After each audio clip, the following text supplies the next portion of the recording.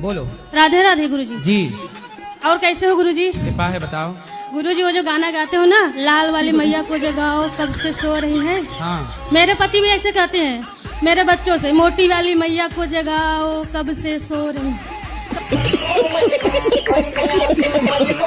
तो आप एक बार वो गाना गा दीजिए गुरुजी। तो मोटी मैया कौन है? मैं।